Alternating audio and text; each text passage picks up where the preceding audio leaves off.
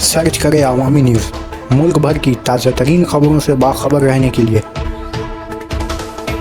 Subscribe करें हमारे channel को और बेल आइकन ज़रूर दबाएं।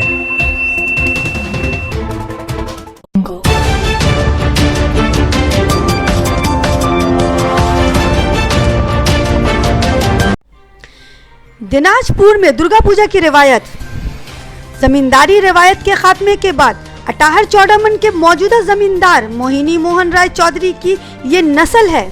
बताया जाता है कि इन जमींदारों के अहद में दुर्गा पूजा काफी धूमधाम से मनाया जाता था।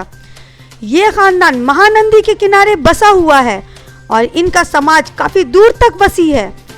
इस नदी के रास्ते से इनका कारोबार भी होता रहता है। दुर्गा पूजा के मुबारक मौके पर यहाँ जानवरों की बलि भी दी जाती थी और एक बड़े मेले का इनेकाद भी होता था। इस वक्त बलि की रिवायत पर पाबंदी लगी हुई है।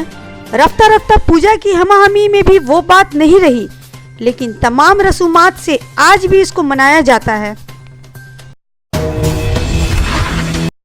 আমার ঠাকুরদাদা ছিলেন, ঠাকুরদা শ্বশুর।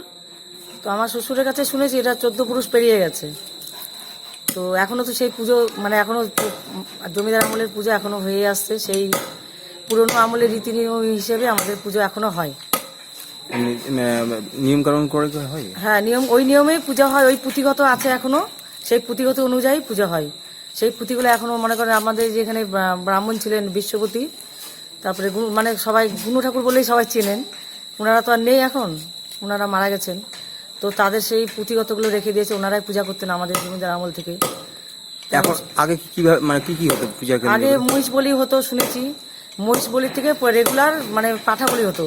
ষষ্ঠী থেকে পাঠা বলি শুরু হতো। আগে মহিষ বলি হবে, তারপরে পাঠা বলি। এই ইদানিং আমি এসে দেখেছি পাঠা বলি দিতে।